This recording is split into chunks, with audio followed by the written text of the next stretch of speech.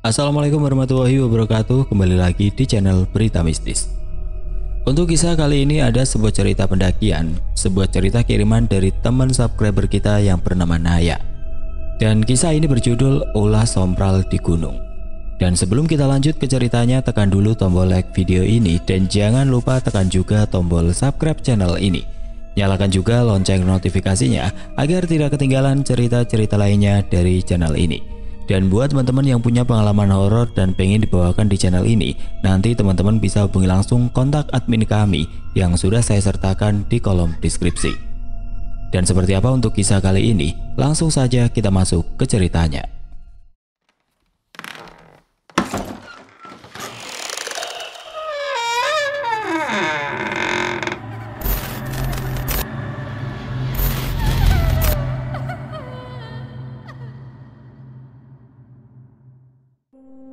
...2022, aku pernah naik gunung daerah Jawa Barat. Saat itu aku memang sedang ingin liburan ke alam untuk menjernihkan pikiran dari semua pekerjaanku. Kami naik bertujuh, 2 cewek dan 5 cowok. Kami tidak ngecamp, hanya tektok. "Jadi berangkat besok?" tanya Bang Nunu, nama samaran. "Jadi bang, bertujuh aja." Aku pun mulai mempersiapkan barang yang hendak kami bawa besok hari. Besoknya kami berkumpul di rumahku yang memang sering dijadikan base camp anak-anak. "Kenapa, Lis?" nama samaran. "Gak apa-apa, Di. Aku kayaknya mau haid ini, udah berasa pinggang." "Aduh, gimana teh? Jadi muncak deh?" Aku kembali bertanya. "Jadi atuh, ini mah baru pengen doang, gak mungkin keluar sekarang." "Ya udah tuh, kalau bisa mah ayolah keburu siang eta mah," kata Dendi nama samaran. Kami pun berangkat menuju base camp dengan 4 motor. Perjalanan dari rumahku ke base camp kurang lebih 2,5 jam. Saat sampai di base camp kami istirahat sebentar dan cek kesehatan. Cuaca hari itu cerah sedikit panas. Kami berkumpul dan mulai trek. Saat sampai di pos 3, kami istirahat sejenak karena jalurnya cukup ekstrim. Banyak sekali tanjakan yang curam. "Kuat gak teh?" tanya Randy nama samaran. "Kuat atuh, ini mah belum seberapa, masih kecil. Mana katanya jalurnya ekstrim, kok segini doang?" jawab Lilis dengan nada yang cukup sombong. Jangan gitu teh, jangan sompral. Ingat, kita di tempat orang," jawabku dengan nada yang cukup kesal mendengar kalimat yang diucapkan Lilis. "Lilis kenapa ya? Gitu banget ya ngomongnya?" tanya Ranu kepadaku. "Mungkin bercanda kali, Nu," jawabku dengan nafas yang masih terengah. "Ayo atuh, keburu siang ini mah," seru Bang Nunu yang menyuruh kami untuk melanjutkan perjalanan. Kami pun melanjutkan perjalanan. Kini hari semakin siang, jam sudah menunjukkan pukul 10 siang. Jalur yang kami lalui makin terjal, ekstrim dan sedikit licin. "Hati-hati kalian ya, ini jalurnya licin," seru Bang Nunu. Kali ini leader kami adalah Bang Nunu. Dia memang yang paling tua dibandingkan yang lain. Tibalah kami di tanjakan yang paling ekstrim. Kami harus menaiki tanjakan tersebut dengan tali sebagai alat bantu. Aku di sana salah pijak dan membuat aku terjatuh saat memanjat. Untungnya aku ditahan oleh Randy yang berada tepat di bawahku. "Hati-hati, Di," kata Randy kepadaku. Akhirnya dengan susah payah kami semua berhasil menaiki tanjakan tersebut. Pakaian kami saat ini sudah kotor dengan tanah yang basah. Tidak lama dari itu kami sempat istirahat sejenak karena ternyata kaki Dendi sedikit terkilir saat menaiki tanjakan tersebut. Teguh, nama samaran, yang memang kerja di PMI, dia membantu mengobati kaki Dendi. "Piye Dan, udah enakan?" tanya Teguh kepada Dendi. Dendi sambil menahan kaki yang masih sakit, tersenyum tipis dan mengangguk. "Ah, lemah banget loh, udah gitu aja pakai terkilir," ucap Lilis mengejek. Kami sontak terdiam dan termenung enggan menanggapi omongan Lilis yang semakin sombong itu. Hari saat ini sudah semakin siang. Kami memasuki hutan yang vegetasinya masih lebat sekali. Saking lebatnya, cahaya matahari tidak dapat menembus hutan tersebut. "Sialan, jalurnya kok gini banget ya?" ucap Lilis mengumpat. Sumpah serapah dia lontarkan yang membuat Bang Nunu geram. "Kau bisa diam gak?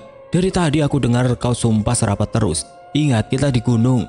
Jaga omongan dan sikapmu, Lis. Aku gak mau terjadi apa-apa. Yang ini gunung cukup sakral. Jadi tolong, jaga ucapan dan tingkahmu. Muak aku lihatnya," ujar Bang Nunu yang dari tadi menahan emosi melihat kelakuan Lilis. Lilis hanya diam dan langsung menunduk. Kami pun tidak ada yang berani berkomentar. Kau hilang, gak akan aku cari, lihat saja, lanjut Bang Nunu. Aku tahu sifat Bang Nunu, mungkin ia sudah geram dengan kelakuan Lilis. Sebenarnya aku pun geram dari tadi melihat kelakuan Lilis yang sombral dan angkuh. Kami pun melanjutkan. Hari sudah semakin siang, kami tidak kunjung menemukan pos 6 hampir 4 jam berlalu. Dan kami hanya berputar di tempat yang sama, sampai Bang Nunu berhenti dan menyuruh kami untuk berhenti. Kalian ngerasa nggak kita hanya berputar-putar saja? Tanya Bang Nunu kepada kami keheranan. Aku kira aku saja yang merasa kita berputar-putar di tempat ini. Ini sudah hampir 4 jam dan kita tidak ketemu pos 6. Hari sudah semakin gelap. Kami pun tidak kunjung menemukan pos yang kami tuju. Ayo kita turun, ini sudah tidak beres, ucap Teguh menyuruh kami turun. Apaan sih? Ini udah dekat puncak, masa mau turun aja? Gila kali lu ya, ucap Lilis dengan nada marah. Lu yang gila, lu tahu nggak? Kita udah berputar 4 jam, nggak nemu jalan yang benar. Ini udah hampir malam, logistik sudah habis, dan lu masih mau nurutin ego lu buat sampai puncak. Lu aja yang muncak sendiri, ucap Dandi dengan emosi yang sudah tidak bisa terbendung. Turun, kalau gue bilang turun, ya turun. Lu mau muncak, ya udah sendiri aja. Kita berenam turun. Nada tegas keluar dari mulut Bang Nunu. Kami pun akhirnya turun.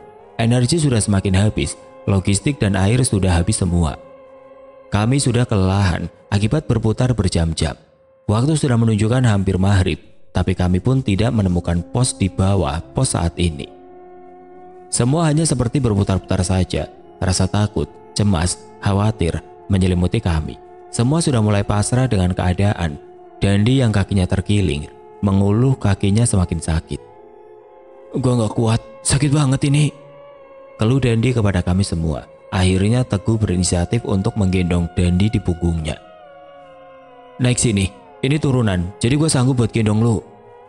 Ngerepotin gak gue? Gue lumayan berat lo. Tanpa berucap lagi, Teguh langsung menarik tangan Dandi. Kali ini matahari sudah benar-benar tenggelam. Kami yang memang tidak membawa headlamp hanya menggantungkan pencahayaan pada senter HP, berharap baterai kami bertahan lama. Duduk sebentar, ini sepertinya sudah masuk maghrib, ucap Ranu yang memang dari tadi diam tidak banyak bicara. Kami pun duduk di sebuah pohon besar. Tubuh yang memang dari awal sudah dipaksa untuk terus mendaki, kaki yang dipaksa terus berpijak, membuat energi semakin berkurang. Rasanya sudah tidak sanggup untuk melangkah. Suasana saat itu hening hingga suara hewan pun terdengar. Kami memfokuskan pikiran kami dan terus berdoa agar kami bisa pulang dengan selamat. Tangis air mata pun tidak mampu terbendung lagi dari kedua mataku. Ketakutan yang teramat dalam terlihat sangat jelas. Pikiran sudah mulai tidak karuan. Bahkan satu orang dari kami ada yang tertidur berharap dapat mengisi energi yang hilang. Aku tidak tahu pasti berapa lama kami beristirahat. Kami pun hendak melanjutkan perjalanan. Sudah cukup istirahatnya ya. Kita lanjutkan perjalanan kita, ucap Bang Nunu dengan lirih. Kami kembali berdoa sebelum akhirnya melanjutkan perjalanan ini. Langkah demi langkah kami lalui. Alhamdulillah, di depan pos 3, teriak Ranu yang berada tepat di belakang Bang Nunu. Dalam hati aku, ini benar pos 3. Kok kita tidak menemukan tanjakan ekstrim itu ya? Tadi kan kita sudah di perjalanan menuju pos 6. Kenapa sudah pos 3 saja? Apa jangan-jangan kita terjebak di dimensi lain? Aku tersadar kala Randy menepuk pundakku. Di, lu kenapa? Lu pasti mikir kita nggak ketemu tanjakan itu ya? Udah Ran, bahasnya nanti saja di base camp, ucapku tergesa. Aku tidak mau kami salah berucap lagi yang membuat tersesat kembali. Dengan langkah yang sudah mulai pelan, tubuh yang sudah mulai lelah, kami yang semakin sakit, kami memaksa diri untuk terus melangkah. Senter HP Bang Nunu mati. Ternyata baterai HP telah habis. Aduh, baterai gua habis. Aku pinjam HP kalian ya untuk penerangan depan. Dengan sigap Randy memberikan HP-nya kepada Bang Nunu. Pakai HP ku saja Bang, aku masih ada penerangan dari HP dia. Kami pun tidak ambil pusing akan hal itu sampai suatu ketika hujan mulai turun. Gerimis rintik itu turun membasahi kami, kabut pun tidak kalah ikut serta. Penglihatan yang makin minim ditambah gerimis membuat kami susah menuruni trek yang sangat licin. Hati-hati, trek menurun dan licin. Saling memegang pundak ya kalian. Jangan terlalu jauh, kalian dengan depan kalian, ucap Bang Nunu teriak. Kami jalan dengan sangat perlahan.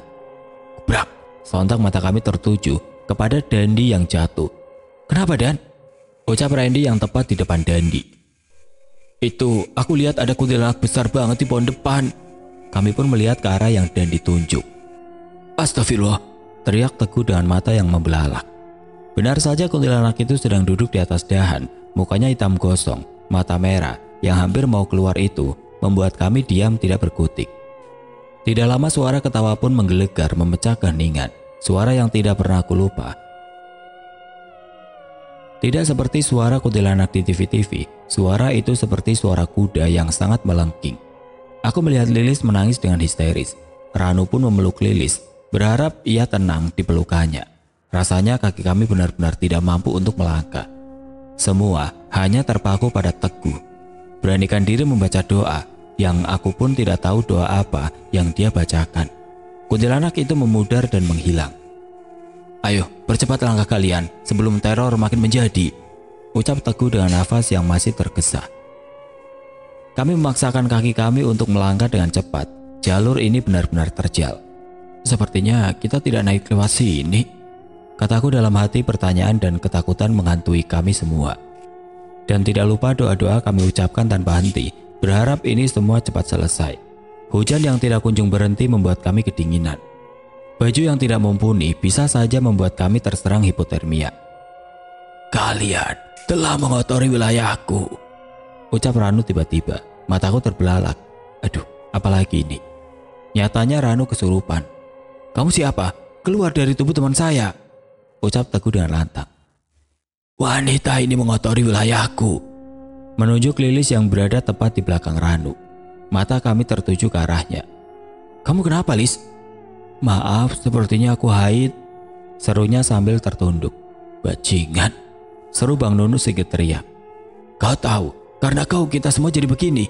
Udahlah sompral, sombong, sekarang kau haid, tapi dipaksa naik. Di mana pikiranmu, Lis? Lanjutnya membentak Lilis.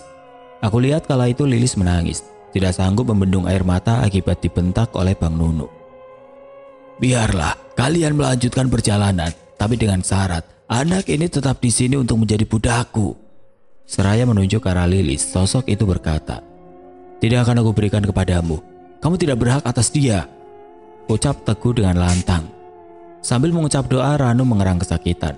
Makhluk itu hendak dikeluarkan dari tubuhnya. Kami pun ikut memegang tangan dan kakinya yang berontak. Tidak lupa kami membaca doa yang kami bisa. Makhluk itu pun keluar dari tubuh Ranu. Kini tubuh itu sudah lemas. Energi terkuras habis oleh makhluk itu.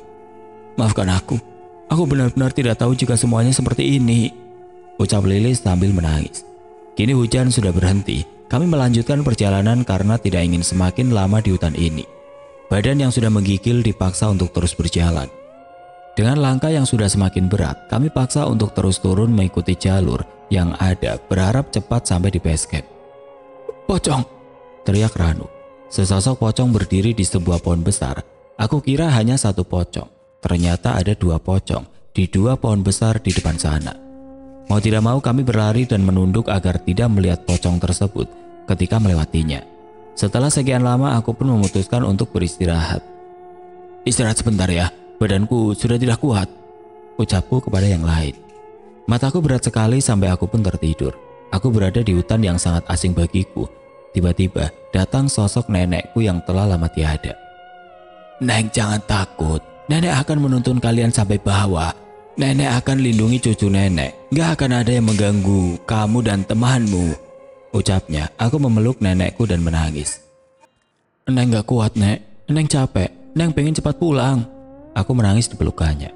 Tiba-tiba cahaya putih menerangkan semuanya. Aku terbangun dari tidurku, air mata jatuh di pipi. Aku melihat semua temanku tertidur.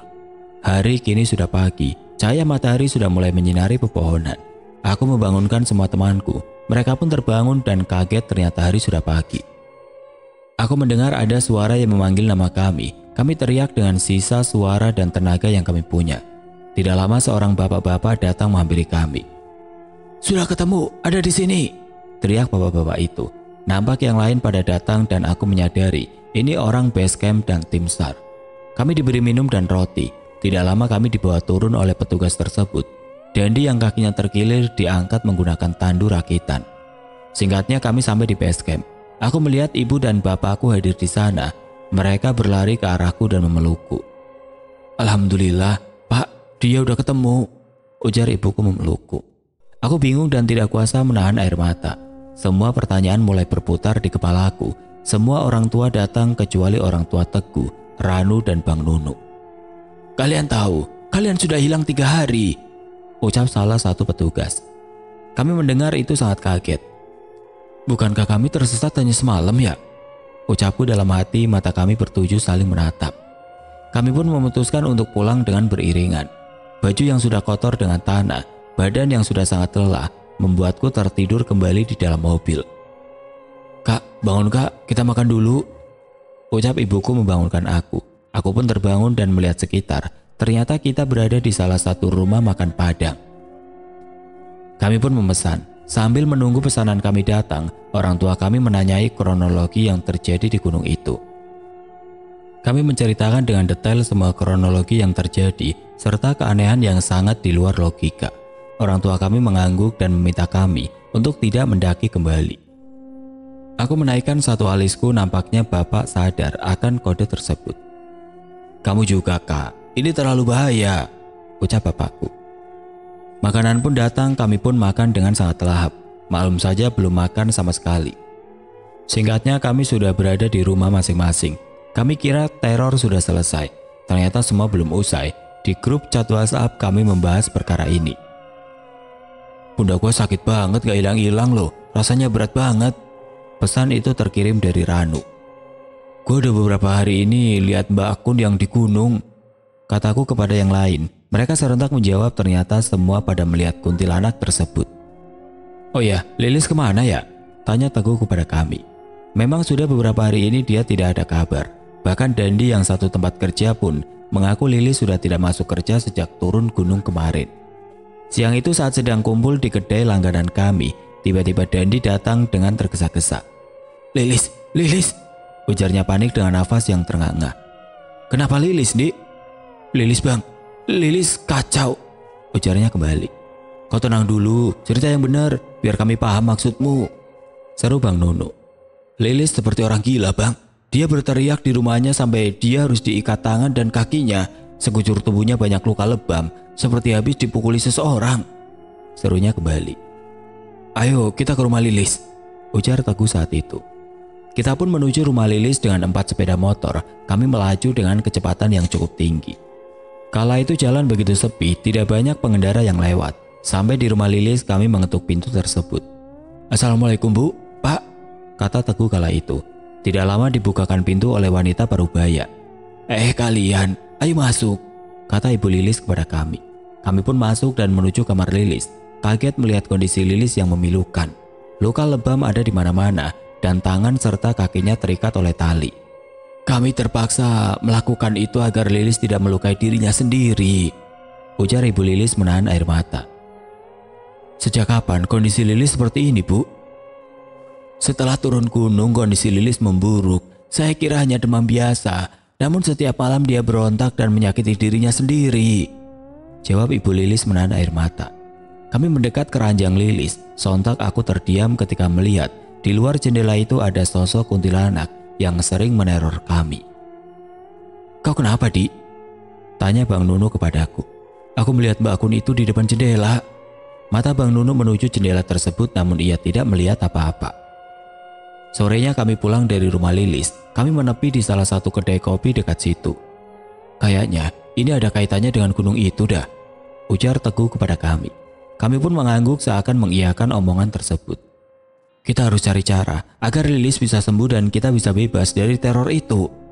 Setelah lama berbincang, akhirnya kami memutuskan untuk pulang. Di perjalanan pulang, aku tidak henti memikirkan hal-hal yang terjadi. Begitu banyak keganjilan yang terjadi. Sampailah aku di rumah, aku langsung masuk ke kamarku. Aku melamun sejenak memikirkan sebenarnya apa yang terjadi. Kenapa jadi seperti ini? Sampai aku tertidur di mimpi itu, aku melihat sosok nenek yang tidak aku kenali sama sekali. Dengan tubuh yang bungkuk, ia berucap, "Temanmu akan menjadi milikku. Kau tidak dapat mengambilnya kembali." Aku berteriak, Lepaskan temanku, kau tidak boleh mengambil temanku.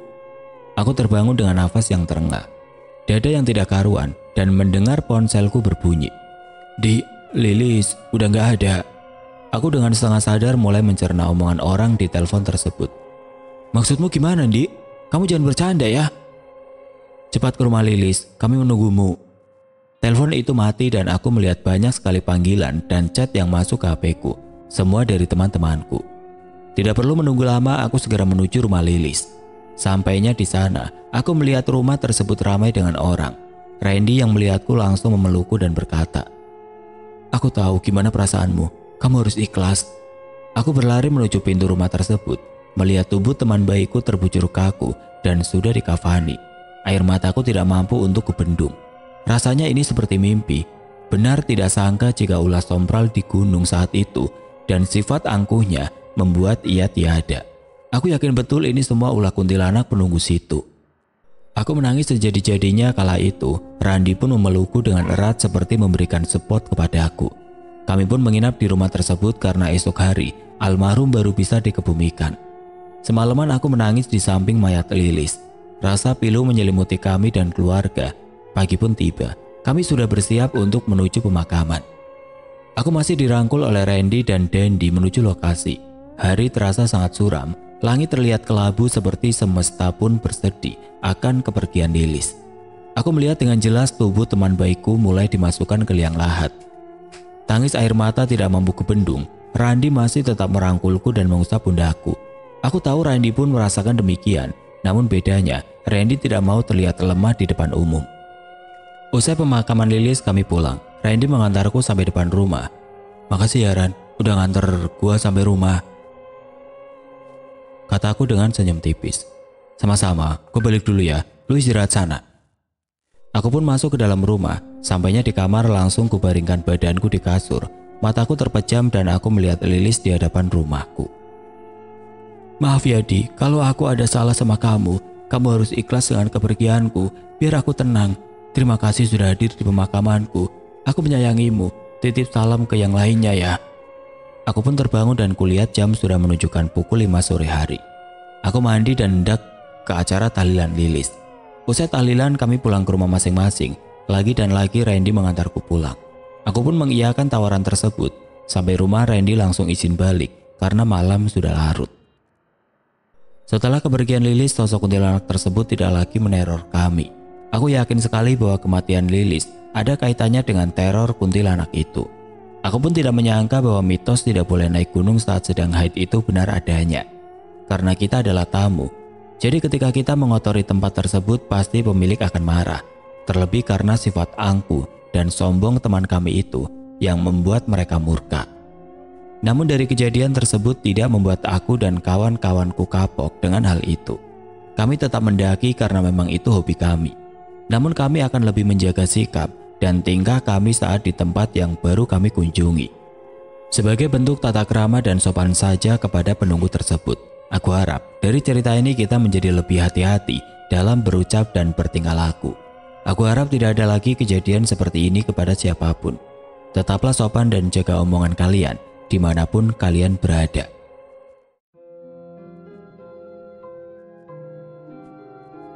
Oke teman-teman, sekian untuk kisah kali ini. Bagaimana menurut kalian tentang kisah ini? Tulis komentar kalian di kolom komentar. Dan semoga apa yang sudah saya bagikan dalam kisah ini dapat dijadikan pembelajaran untuk kita semua. Dan buat teman-teman yang baru bergabung, jangan lupa untuk like, komen, share, serta subscribe channel ini. Dan nantikan kisah-kisah horor berikutnya tetap di channel Berita Mistis. Wassalamualaikum warahmatullahi wabarakatuh.